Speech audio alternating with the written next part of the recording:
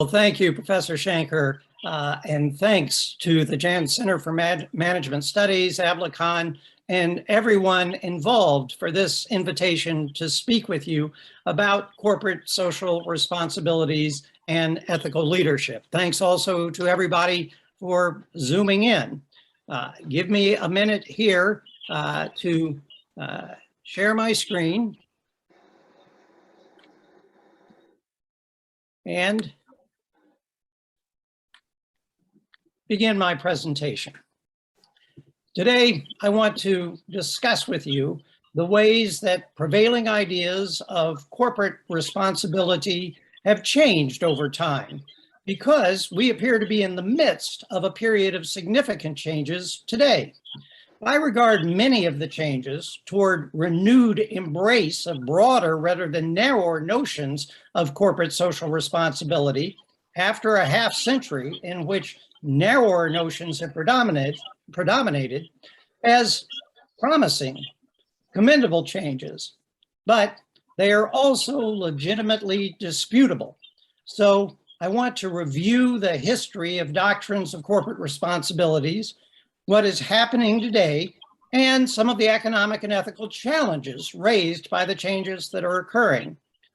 I also want to do so by speaking from a perspective that may be unexpected.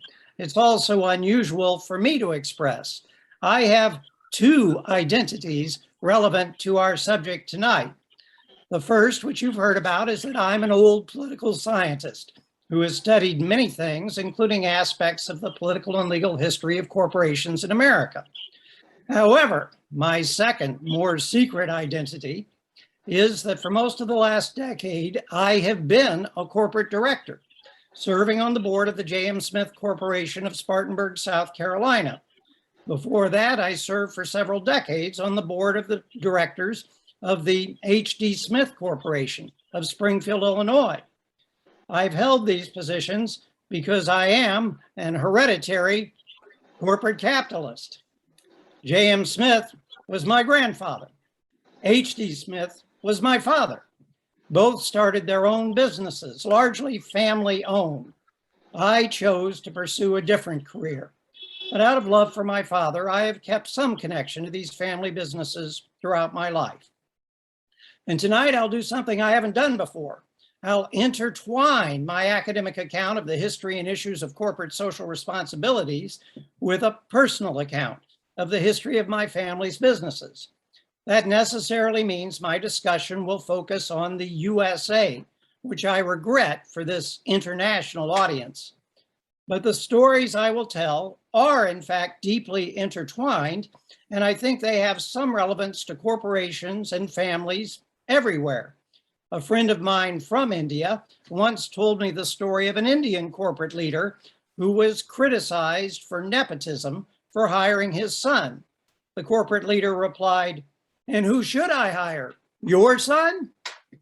Though the dangers of nepotism are real, one point I will make is that in this era of huge corporations, often the ethics of a smaller family-owned business can facilitate valuable forms of corporate social responsibility in ways that may not be commonly appreciated.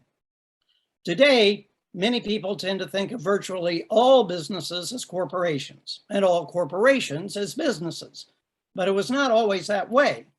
In the 17th and 18th centuries in England and in its American colonies, most businesses were the unincorporated properties of their proprietors, their owner-managers, and many other businesses were unincorporated partnerships or joint stock associations, often based on written agreements about the contributions, liabilities, and responsibilities of those involved.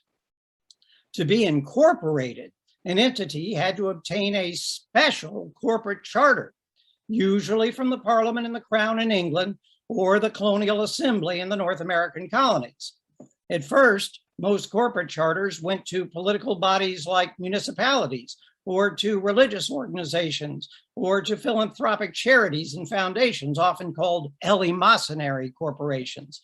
Sometimes, however, legislatures did grant corporate charters to for-profit businesses that they thought would be particularly beneficial to the whole community. These businesses might build roads, bridges, canals, ferries, wharves, mills, whose operations promise to help the economic growth of the whole colony. These corporations might be banks that would help make investments in such publicly beneficial businesses possible. That is the key fact to understand about early American corporations, mostly created by individual special charters from legislatures. They were all understood to have social responsibilities because they were all understood to have been given special privileges by colonial governments in order to contribute in their distinctive ways to the public good. Corporate charters were given to educational institutions like colleges to educate the native tribes and the colonists themselves. Corporate charters were granted to hospitals to aid the sick, and to charitable trusts to aid the poor, and to churches to encourage healthy forms of religion. And charters were given again to those special for-profit businesses that the colonial governors thought were most needed. But by the end of the 18th century, there were still only about 300 corporations in the United States. Most had incorporated after 1790, as the newly independent nation aggressively pursued developments of many kinds. They were mostly different kinds of public service organizations. Only 8 were manufacturing corporations. So in those days, the word corporation conjured up images of towns, churches, colleges, and philanthropic foundations more immediately than it did for-profit businesses. In fact, neither English nor American law made much distinction between types of corporations, political, philanthropic, businesses, precisely because they were all understood to be incorporated to serve the public interest. When in the early days of the new American National Republic, the US Supreme Court decided a major case on legislative powers over corporations, Dartmouth College versus Woodward, its ruling was universally understood to apply automatically also to business corporations, not just incorporated colleges, because business corporations weren't supposed to be all that different from publicly beneficial nonprofits. And again, they also weren't the most visibly dominant form of corporations. Nonetheless, in the new American states after the American Revolution, for-profit businesses increasingly sought to be incorporated because there were advantages to incorporation that made this form of business organization preferable to the going alternatives. What were those advantages? Let me stress 3 related ones. First, and most importantly, limited liability, which was and is a huge magnet for investors. Limited liability means, of course, that investors can buy into a corporation and receive a share of its profits. But if it goes broke and incurs great debts, the corporation, not the investors, is legally responsible for those debts. The investors may lose their investments, but they do not have to pay off all the corporation's debts from their personal funds. In early America, capital was scarce, and many businesses needed foreign investment to get off the ground. Limited liability, which unincorporated proprietorships and partnerships did not offer, was a huge help. The second advantage was perpetual legal life. If a proprietor of a mill died, it often wasn't clear who, if anyone, would run the mill and who would pay its debts. If you were a customer who depended on the mill, or if you were a creditor who was owed money by the mill, this was bad news. But a corporation could survive turnover in its management and owners, making it more likely that it would continue to provide its socially valuable services and pay its bills. Third, governing assemblies sometimes gave corporations special powers, especially the power of eminent domain, the authority to require other private property holders to sell their property to the corporation in return for what the law deemed to be just compensation. In this way, land could be acquired for a toll road or for extending a canal or an array of commercial docks. These were pretty terrific advantages, all justified in the name of the contributions to the public that business corporations, like other corporations, were expected to make. So in those days, to raise the question of whether corporations had certain social responsibilities would have sounded strange. Everyone understood that corporations were given charters to be corporations precisely so they could fulfill certain social responsibilities. But as the 19th century proceeded in the US, things began to change.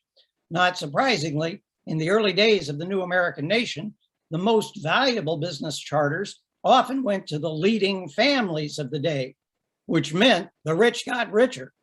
Not surprisingly, within a couple of decades, ambitious young men who were not from leading families became bitterly resentful of these advantages, these special privileges that a small percentage of Americans enjoyed, often at the expense of those who were trying to launch their own businesses, but who lacked corporate charters and the advantages they bestowed. These discontents, combined with the advantages the corporate form offered, generated a wave of new state laws in the 19th century that are known as general incorporation laws. These laws meant that special charters from state legislatures were no longer required to incorporate. Instead, the state legislatures set certain statutory requirements that all applicants had to meet. But as long as they did, anyone could now form a corporation. By the end of the 19th century, some states competed to have the most business-friendly incorporation laws so that many businesses would locate there, at least on paper. It's widely known that the eventual winner was and is President Joe Biden's home state of Delaware. Today, more than 50% of publicly traded companies in America are incorporated in Delaware, and more than 60% of Fortune 500 companies. The H.D. Smith Corporation was based, as I said, in Springfield, Illinois, and for decades served only the middle of America, but it was incorporated in the East Coast state of Delaware.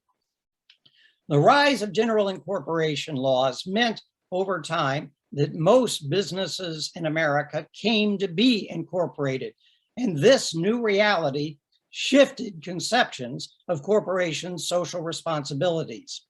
Now, corporations were thought of primarily as businesses, and it was understood that most corporations sought to earn profits in competitive markets. They were still understood to provide services to the public, but these were increasingly understood as services valued by consumers in the marketplace, not by governments bestowing privileges. This transition was far from total, and it was far from uncontroversial.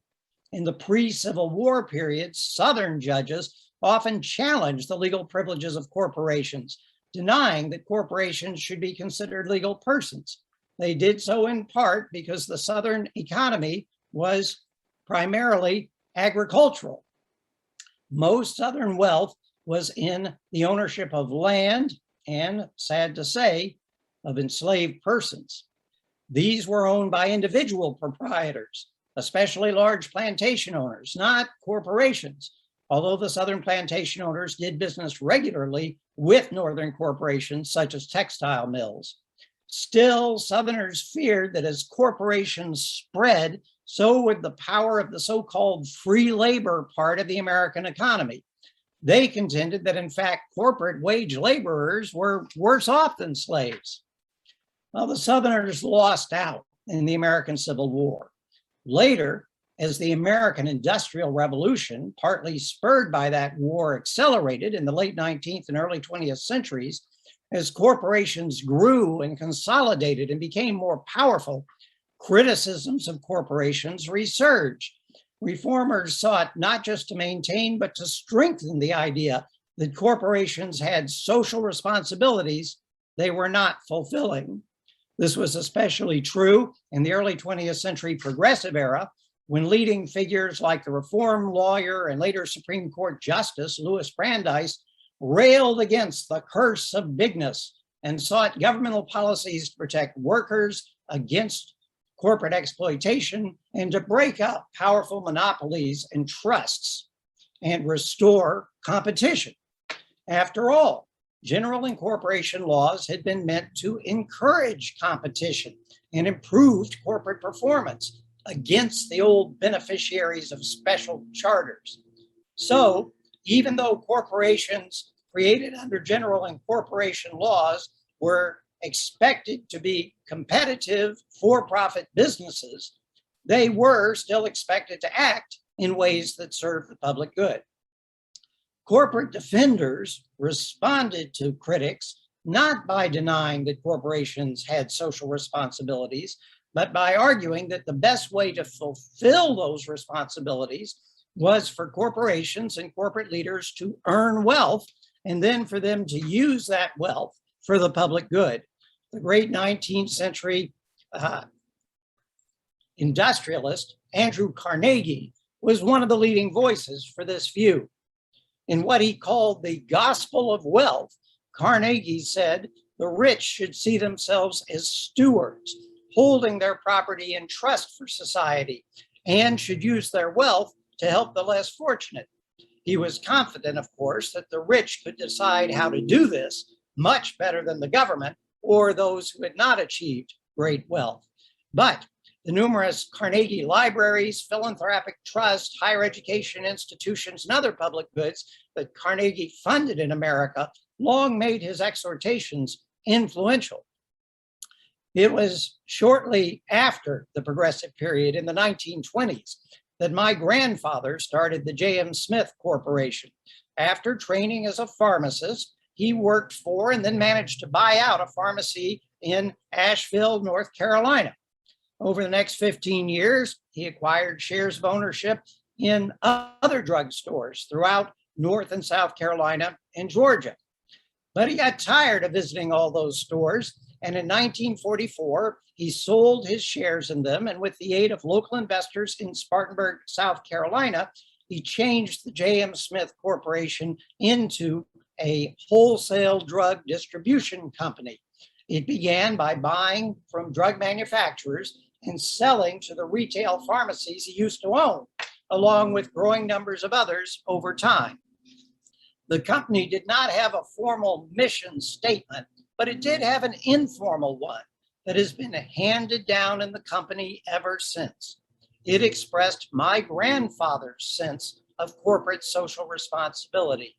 He admonished all at J.M. Smith that we were supposed to be a good supplier to our customers, be a good customer to our suppliers, be a good employer to our employees, be a good citizen of our community. These four things were not ranked. The J.M. Smith Corporation was supposed to do them all. That meant that good corporate civic citizenship was supposed to be as important as the company's direct economic activities, and that providing the service of drug distribution well mattered even above making profits. Of course, the philosophy has been that if we did these things, the company would in fact profit and grow. And so it has been for over 75 years. Now, in my grandfather's time, given the history of doctrines of corporate social responsibility I've discussed, these J.M. Smith principles were not unusual. Though there were controversies over just what the social responsibilities of corporations and the wealthy were, from the Great Depression era through World War II and the 1960s, it was still commonly accepted in America that corporations did have significant social responsibilities of some sort.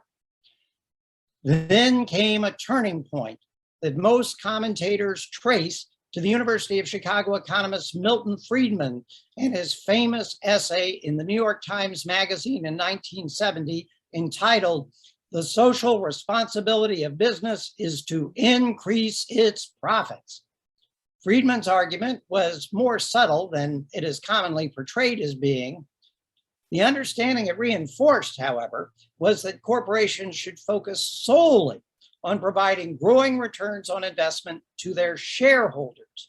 The shareholders should then use that income for socially beneficial purposes if they so chose. The core idea was that making profits in a competitive environment is tough. And if corporate managers focused on anything else, they probably would just fail to generate any wealth that would do anyone any good.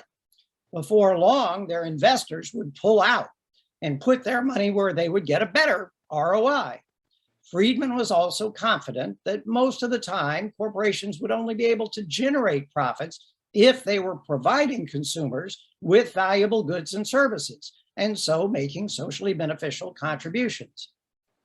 Still, many interpreted his argument in the way that the character Gordon Gekko famously summarized in the movie Wall Street: greed is good. The 1970s saw the rise of a conservative pro-business movement in American politics that led to the Reagan Revolution of 1980.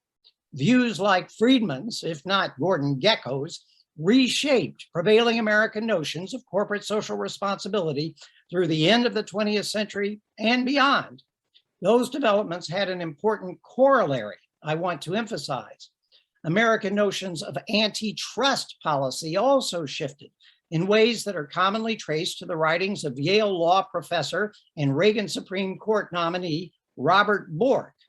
Bork and others argued that the only thing really wrong with the rise of oligopolies and monopolies was that that rise might permit huge corporations to gouge consumers with needlessly high prices. But if big corporations refrained from doing so, their economies of scale and their research and development capacities probably improved their contributions to their customers and society as a whole.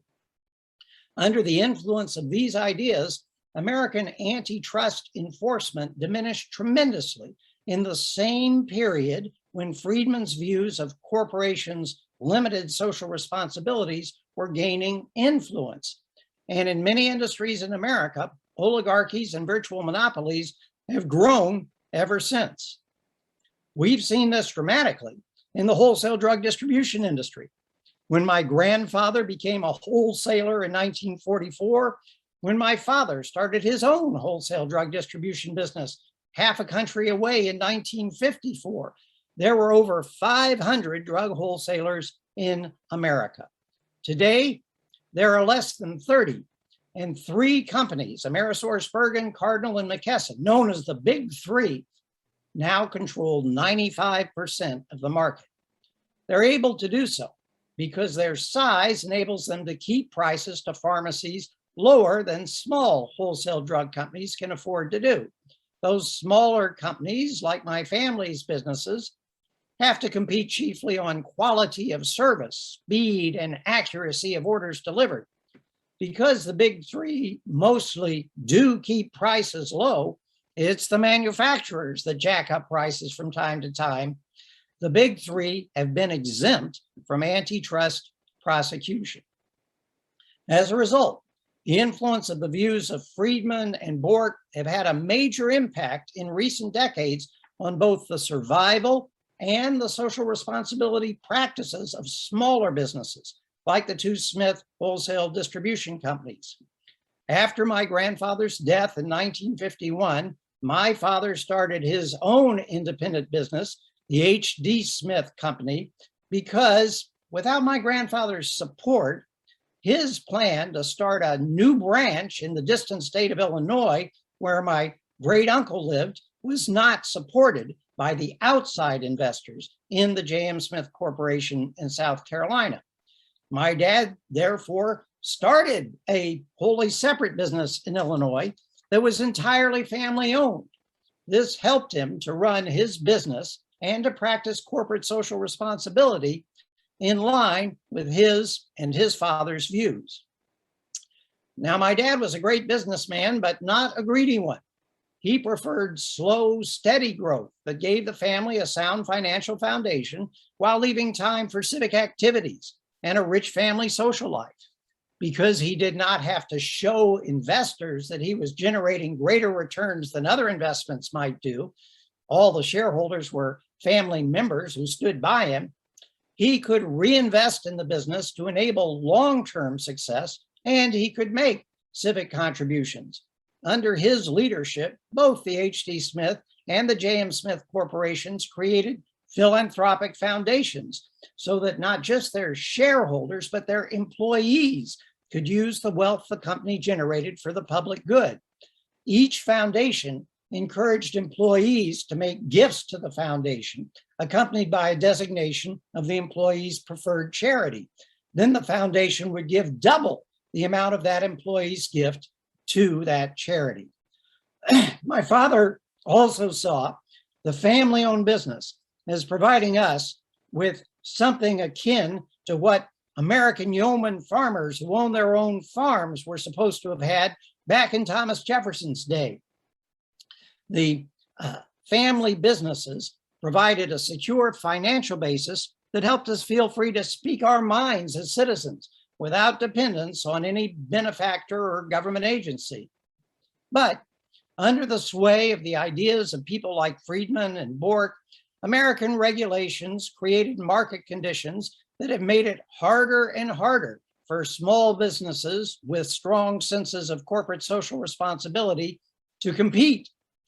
After my father's death 6 years ago, my brothers, who unlike me did go into the family business, eventually decided that it was now wisest for them to provide for the family by selling the company at last to one of the big three.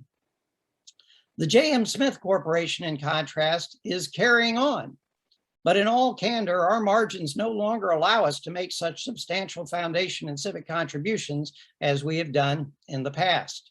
So, weaker antitrust enforcement has made it harder for corporations with a J.M. Smith view of corporate social responsibility rather than a Milton Friedman view of CSR. It's made it harder for us to operate in accordance with our values and survive. But as I said at the outset, things are changing today. Not only are the media increasingly critical of the view that a corporation's only responsibility is to maximize returns to shareholders, many leading corporations, including the 200 major businesses that comprise the Business Roundtable, are publicly announcing that their focus is no longer simply on shareholders, it is on all stakeholders, whom the Business Roundtable's president has recently defined, much like J.M. Smith, as including customers, employees, and communities. This, I should stress, is a change for the Business Roundtable. In 1997, it declared instead that the principal objective of a business enterprise is to generate economic returns to its owners, very much as Milton Friedman had said. If you want more evidence of change, just Google corporate social responsibility. You'll find lots and lots of sites showing that there is at least a huge amount of talk of change from many sources. Why is this occurring? Let me briefly suggest 4 factors that I think are clearly contributing. First, mounting economic inequalities, with more and more wealth concentrated in the hands of corporate leaders who are compensated at scales far beyond those that prevailed through the 1970s. These inequalities are prompting resentments. Second, mounting concerns over the costs of climate change, with the perception that powerful corporations have made profits at the expense of the future of the earth. These concerns greatly add to those resentments. Third, mounting concerns over oligopolies and monopolies are contributing as well, with the new giant tech industries in particular increasingly seen as dangers to consumer privacy and even public safety. Fourth, and partly as a result of the preceding factors, we're seeing heightened political agitation against corporations, as represented in, for example, Senator Elizabeth Warren's proposed Accountable Capitalism Act, which explicitly states in its preamble, and I quote, "For much of their history, American corporations tried to balance the interests of all of their stakeholders, including employees, customers, business partners, and shareholders. But in the 1980s, corporations adopted the belief that their only legitimate and legal purpose was maximizing shareholder value." In short, after almost a half century in which the Friedman critique of broad notions of corporate social responsibility has wielded great influence, efforts to revive and even extend the more expansive visions of older businesses like J.M. Smith are underway. Now, I'm a pretty liberal academic political scientist, and I'm also a grandson of J.M. Smith and a son of H.D. Smith, so you won't be surprised that on the whole, I regard these developments as encouraging. But My own chosen career requires me to be as intellectually honest as possible about ascertaining their strengths and limitations. So let me close by noting 3 reasons we might worry about this move from a focus on responsibility exclusively to investor shareholders to a more broadly socially responsible concern for all stakeholders. First, we can't rule out the possibility that in the end, it's all just talk. In practice, the imperative to reward shareholders may still dominate the operation of all corporations, at least all corporations that survive in the competitive marketplace. Because the J.M. Smith Corporation is not exclusively family-owned, I know from personal experience what it is to wrestle with doing what you think is best for the company and the community in the long run, and what may disappoint shareholders right now, perhaps causing too many to take their investments elsewhere. Second, we have to question how effective corporate social responsibility efforts can be in our deeply interlocked global economy. As part of the movement to renewed corporate social responsibility, we're hearing a lot about ESG investing in companies that are good environmentally, good in their social and community practices, good in their governance and labor practices. Since the time I served as president of the American Political Science Association in 1918, all of that association's investments have been shifted into ESG companies, as are all of my own. But the reality is that all those ESG companies inevitably do some business to some extent with companies that are not ESG, that are environmentally abusive, that have bad labor and social practices. That's no excuse for not trying to foster greater corporate responsibility, including in our investments, but it's a sober recognition of how difficult that goal is to achieve. Third, there remains the Milton Friedman worry, really a twofold worry. Corporations often are not really skilled at much except how to provide the particular goods and services they do. When they pursue broader social goals, they may simply mess up, doing more harm than good. And the harm they do may include not running their businesses in economically efficient, profitable ways. Unless you're looking for a nice bankruptcy as a tax write-off, running a business into the ground generally doesn't do anyone any good. In the end, however, I think these worries amount to unduly negative thinking. We may not do a perfect job if we try to expand or really to restore our visions of corporate social responsibility. But if we pursue them intelligently and consistently, and and this is a big if we have laws and public policies that aid instead of punishing companies who take corporate social responsibility seriously, I think there is a real chance that we can reach a higher corporate standard than we have in recent decades. I guess I still believe that if corporations do a better job of being good customers to their suppliers, good suppliers to their customers, good employers to their employees, and good citizens of their communities, we will find that in the end, corporate social responsibility is a good thing after all. Thank you. Thank you so much, sir, for conferring your valuable views and sharing your profound ideas. It's been indeed a pleasure to listen to you and your in-depth thoughts. Now we'll take some questions. Fine, sir? That's terrific. Yeah. Before I move ahead with questions, I would like to tell you, sir, that we have Varsha, voice is not coming. Varsha, ma'am, you can get connected. In our institute, Center for Management Studies. Now? You are not audible properly. Can you get connected with a better internet? Just a moment. By that time, Shiva, you can take the questions. Yes, sir. Yes, sir. All right, sir. So there's one question from Satvik S, and he simply wants to understand what are the key considerations a firm should take into account while designing and execution of CSR model? Will CSR ensure sustainable business in modern business era or not? We do have evidence that the investment in ESG companies is as profitable as investment in companies that are not ESG. And that is possible only because it is possible for corporations to act in socially responsible ways and still make money.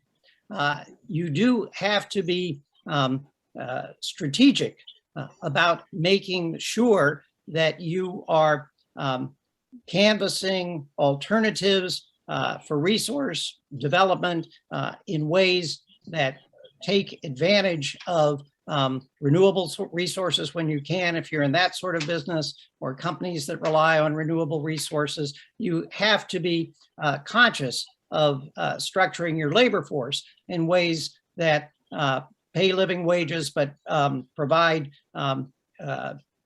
affordable labor expenditures and so forth. These are really, though, standard kinds of business calculations. And what's happened now is that precisely because we do have a movement for corporate social responsibility that includes environmental, labor, consumer safety concerns, there are many more alternatives to operate profitably in a socially responsible way than there were in the past. You just have to look for those opportunities. Well, thank you so much, sir, for answering the question quite in detail, quite in depth, and for a better understanding for all of us. Thank you once again, sir. Dr. Varsha, would you like to come up for the next question? Am I audible now? Yes, you are audible. You can go ahead. Yeah, I wanted to check. Am I audible properly now? Yes, audible. Go ahead. Okay. Yes, sir. So first of all, thank you so much for accepting our invite. And I was trying to say that we have a full-fledged research cell set up in our institute, Center for Management Studies, Jain deemed to be university. And we have few students from our student research and development cell Vidyan.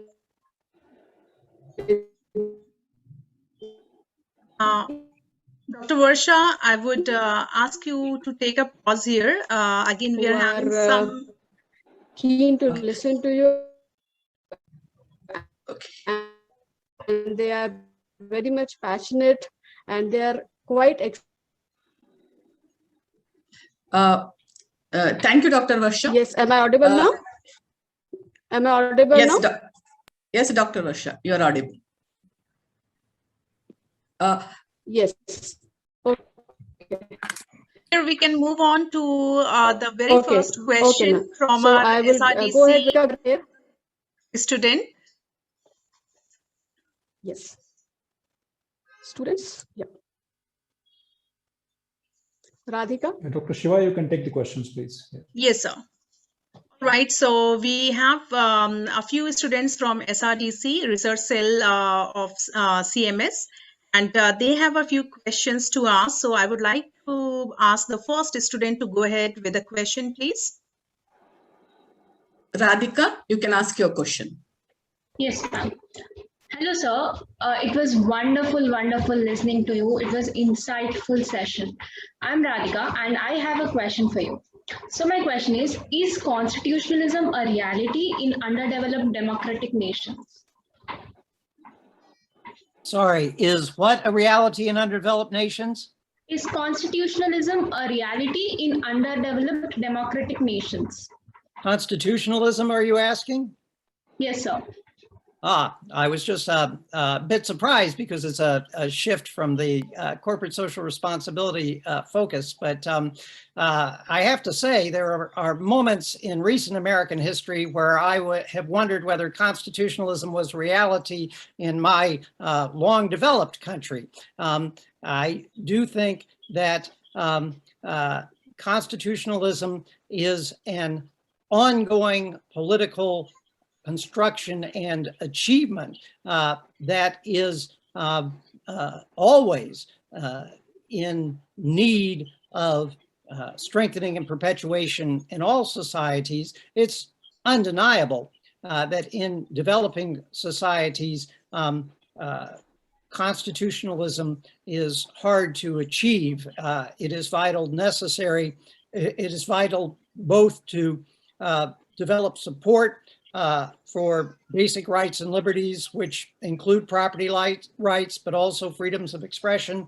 It is important to achieve effective democratic institutions. And both those things are by no means natural or automatic. They usually represent a significant departure from the traditions and practices of particular regions, even though there are also always elements indigenous to those regions to build on. Constitutionalism is a challenge in developing environments, as I think you're rightly calling attention to. At the same time, that doesn't mean it's impossible or that we should abandon it in favor of more authoritarian forms of government in order to promote economic development. There's an old debate about whether you can achieve economic takeover without authoritarian measures. When I was a college student, it seemed a lively debate. We have seen that it can be done in both ways to some degree, and a country is better off in the long run with constitutional arrangements, not least because in a globally interconnected economy, those constitutional arrangements can help attract foreign investment and help young economy grow. Thank you, sir. Thank you for answering the question. It was clear enough. Thank you. Thank you Thank so you. much, sir. Now we can have a question from Chavi Kedia, CMS SRDC student. Chavi, you can unmute yourself and ask your question. Hello, sir. My name is Chavi Kedia, and I have a question for you. Sir, is there a challenge to the rights of the citizens if conservative political parties rule? Can we say Poland and India as an example to them? Well, I don't think it's my place here to engage in a discussion of Indian politics, although I will note that there is a discussion of India in my most recent book, That Is Not Who We Are, Populism and Peoplehood. You asked the question in terms of conservative political parties, and I would note that there are many different definitions of conservative. In my mind, the best forms of conservatism are ones that value traditions of human dignity and human rights, which are deeply rooted in the religious and moral and spiritual traditions of many societies throughout the world. And I would certainly include India with all its diverse religious and spiritual traditions in that category. I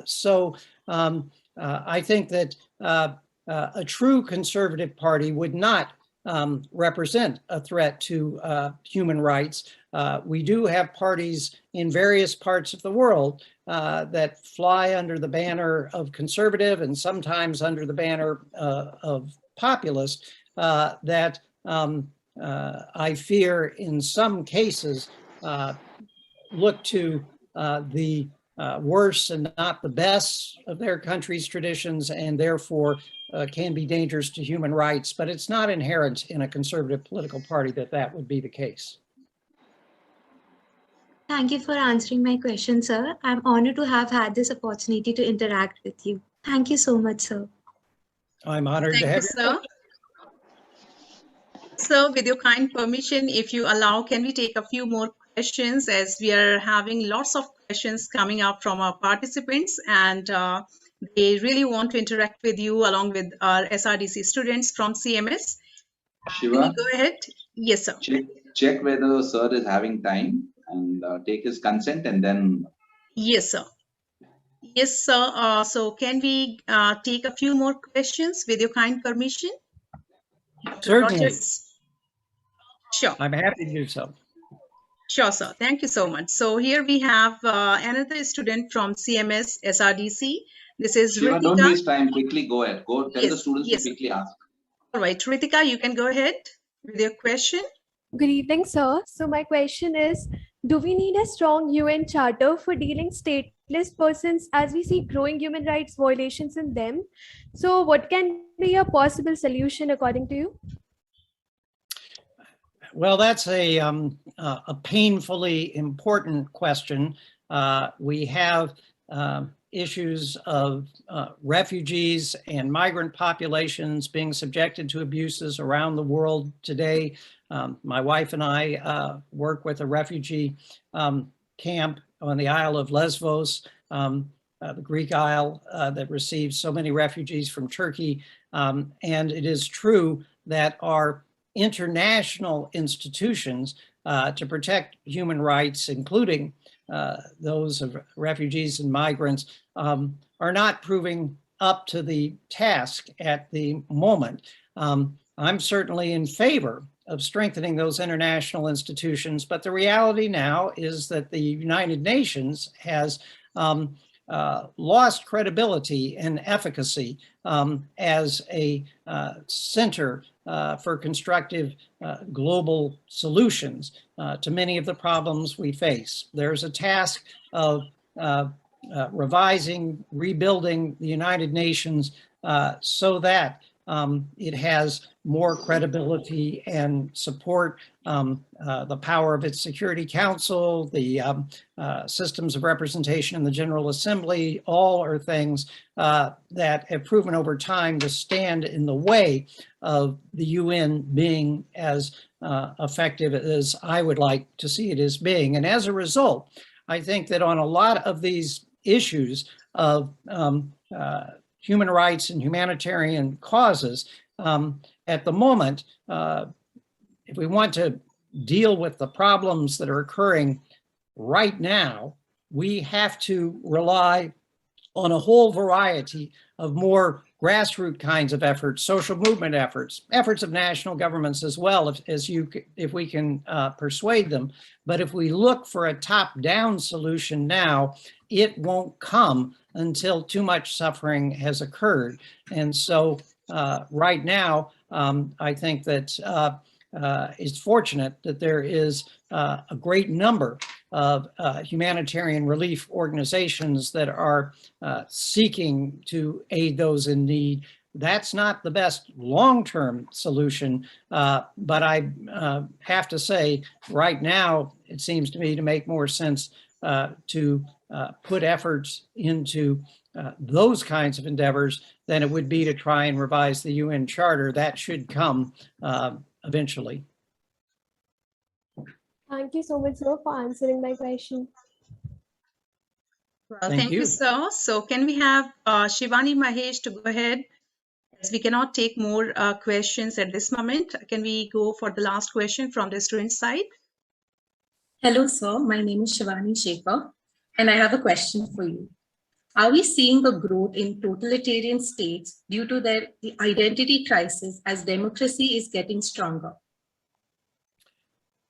Are we seeing a growth in totalitarian states due to an identity crisis as democracy is getting stronger? That's a very interesting question, and indeed, it has been a central question in my recent research and writings, including the book, That Is Not Who We Are.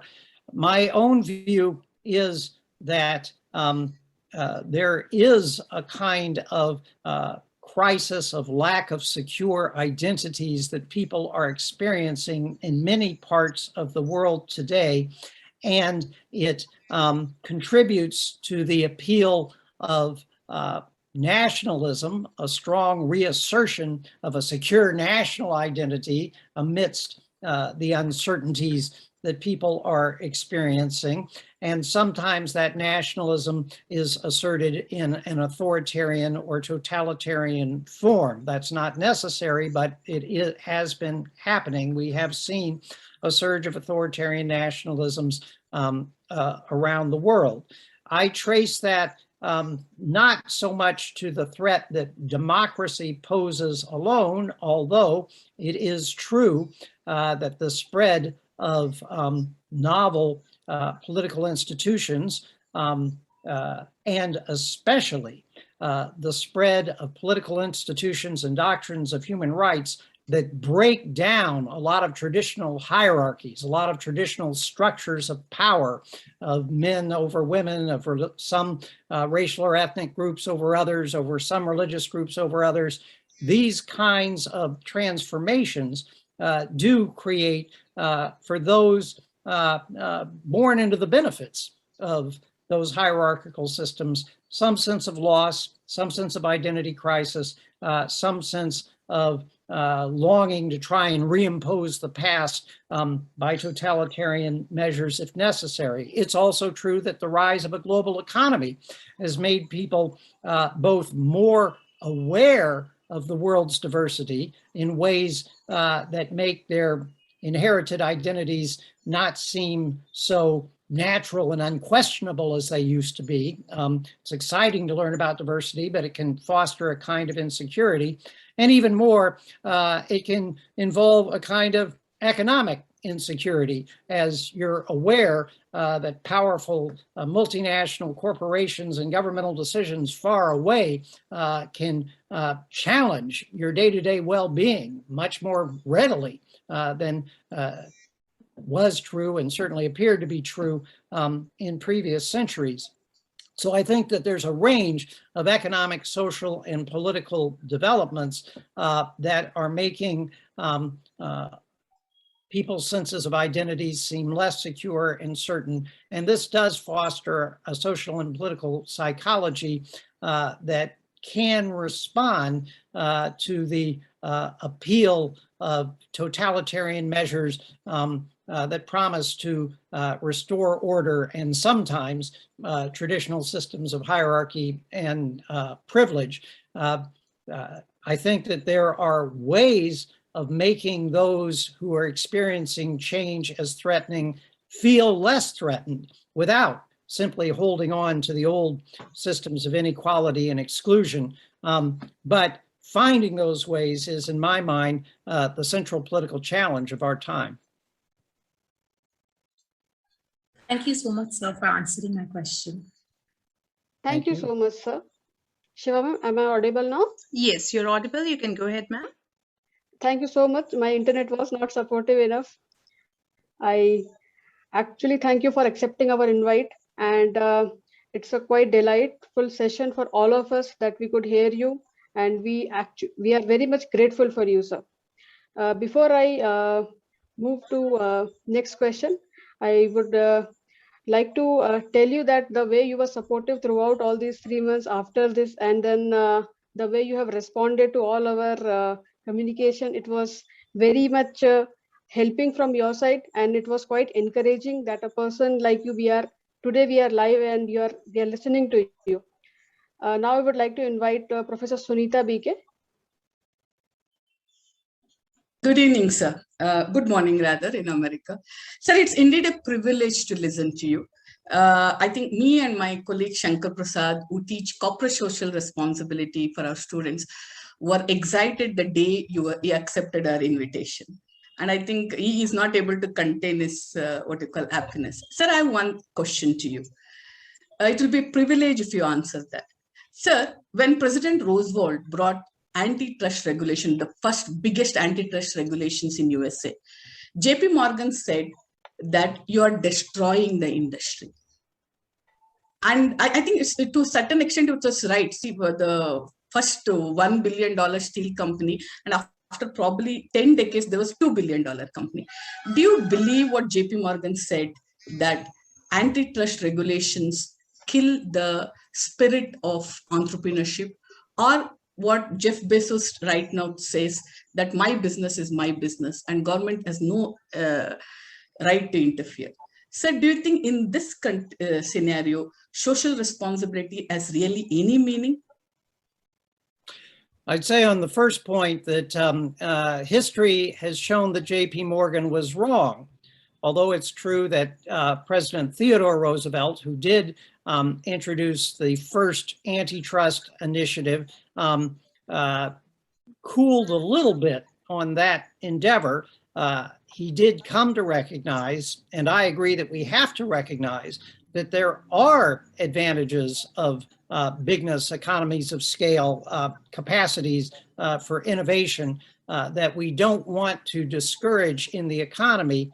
Nonetheless, if you look at the record of American economic growth, Theodore Roosevelt's successor, William Howard Taft, although conservative in many ways, pursued antitrust enforcement much more vigorously even than Roosevelt had. We did have a period of trust busting, and the result was that America became the largest economy in the world and the most advanced industrial economy. So it's far from clear that we were devastating our financial sector, our railroad sector, our oil sector, any of those.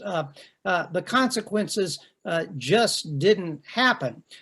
Now, it is true that we both need incentives for entrepreneurial endeavors, but frankly, I don't think that people will fail to start a business if they think, oh, gee, I may only get rich enough to take care of my whole extended family. I may not get as rich as Jeff Bezos. You know, it's not clear that that diminishes entrepreneurial incentive. In fact, most of us are really happy if we can have enough financial success that our families live comfortably and we can make a contribution to the community, as I discussed. I think that's the more typical psychology.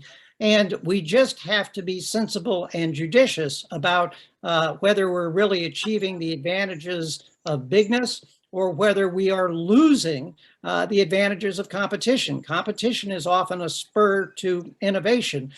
Most innovation actually comes from new, smaller businesses, and getting them started is discouraged if they face enormous price competition from established oligopolies, as we've experienced in the industry my families are in, or if you feel that if you do have an innovation, you're going to get bought out very quickly by one of the big companies that will imitate your innovation and then make it unprofitable for you to succeed, so that you just have to let them absorb you. Those latter are the kinds of patterns that we've seen. It's possible to combat those without losing the benefits of having some big corporations. That's Thank what you, I sir. think. Thank I'd you be so much. interested in what you think. So. Sir, I think in India, in terms of corporate social responsibility, if I am coming from the Indian point of view, we actually realized our corporate social responsibility only when it was regularized through a law. I think most of the panelists will agree, and our concept of social responsibility changed when we started defining it. Probably like how in USA, when Roosevelt changed the way companies behave. So our Companies Act of 2013 changed the way we started looking at CSR in India. So this gives me an immense, yes, sir. I was just going to say that's an excellent point, and I think this may well be in an area where the United States and other countries could learn from your example. But go ahead and finish what you were saying. No, sir, I just had to give you a vote of thanks for you.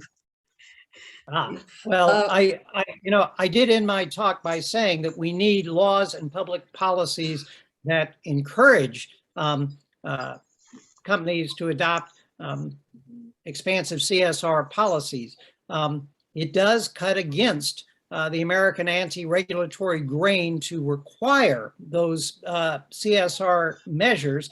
And so I personally would prefer to do it through structures of incentives more than strict regulations. But as you say, that might not work, or it might not work in all contexts. In the US, what is most objectionable is that we have had policies that have actually rewarded anti-competitive behavior, have aided the creation of oligopolies and monopolies, and have done so on behalf of companies that were not practicing, in my view, any really defensible form of CSR. So you're absolutely right that the question of what laws and policies require and assist is central to this. I don't have all the answers on what those laws should be, but that's a great focus for academic researchers like yourself, and I think for everyone involved in their political communities. Thank you, sir. One of the greatest footballers of our times, Lionel Messi, said, "I never tried to hide the fact that it is my intention